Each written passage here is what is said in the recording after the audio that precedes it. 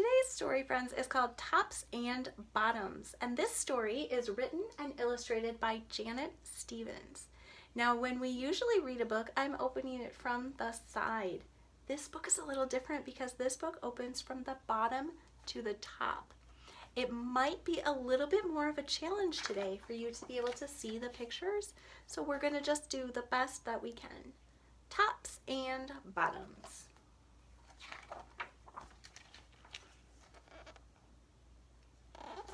Once upon a time, there lived a very lazy bear who had lots of money and lots of land.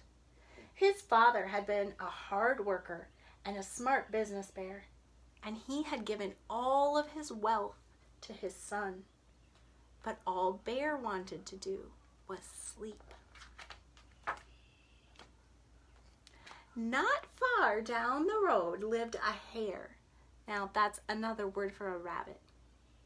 Although Hare was clever, he sometimes got into trouble. He had once owned land too, but now he had nothing. He had lost a risky bet with a tortoise and had sold all of his land to Bear to pay off the debt. Hare and his family were in very bad shape.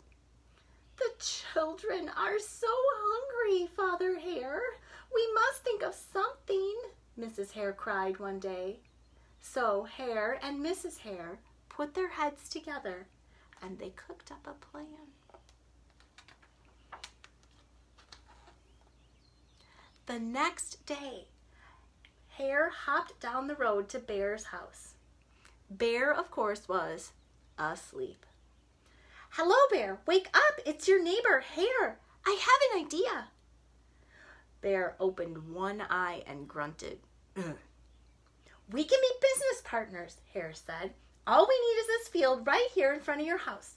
I'll do the hard work of planting and harvesting, and we can split the profit right down the middle." "Yes, sir, Bear. We're in this together. I'll work and you sleep." "Huh?" said Bear. "So what will it be, Bear?" asked Hare. "The top half or the bottom half? It's up to you. Tops or bottoms?" Let's see," Bear said with a yawn. "I'll take the top half. Hare, the tops." Hare smiled. "It's a done deal, Bear." So Bear went back to sleep, and Hare and his family went to work.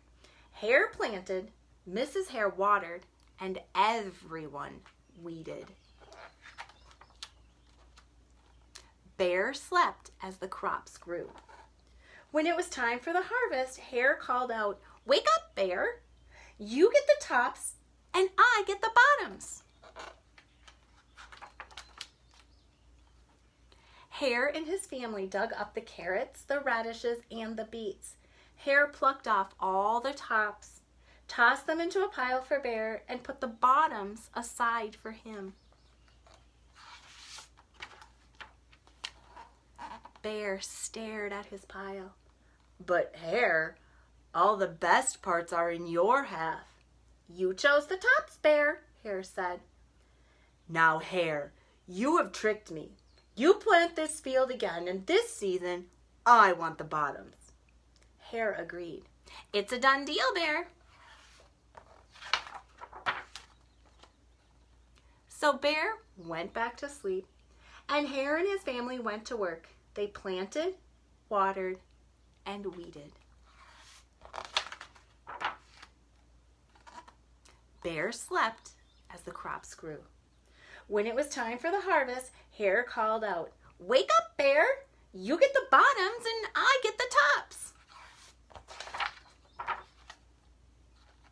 Hare and his family gathered up the lettuce, the broccoli, and the celery.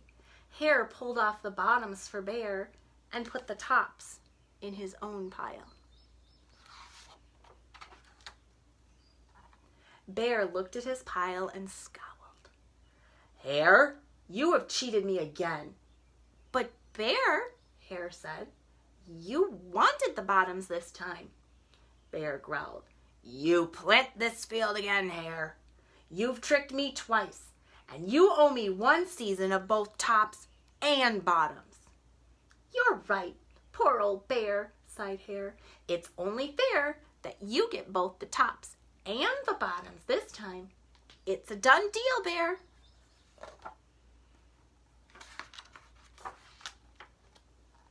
So Bear went back to sleep, and Hare and his family went to work. They planted, watered, and weeded, then watered and weeded some more. Bear slept as the crops grew. When it was time for the harvest, Hare called out, "Wake up, Bear! This time you get the tops and the bottoms." There, in front of Bear's house, lay a field of corn. Hare and his family yanked up every corn stalk. Hare tugged off the roots at the bottom and the tassels at the top and put them in a pile for Bear. Then he carefully collected the ears of corn in the middle and placed them in his own pile. Bear rubbed his eyes and watched. "See, Bear? You get the tops and the bottoms. I get the middles. Yes, sir, Bear. It's a done deal." By now, Bear was wide awake. "That's it, Hare," he hollered. "From now on, I'll plant my own crops and take the tops, bottoms, and middles." Hare and his family scooped up the corn and hopped down the road towards home. Bear never again slept through a season of planting and harvesting. Hare bought back the land with his profit from the crops, and he and Mrs. Hare opened a vegetable stand. And although Hare and Bear learned to live happily as neighbors, they never became business partners again. And that is the end of the story, Tops and Bottoms. I hope you enjoyed our story today. We'll do some more work with the book throughout the week.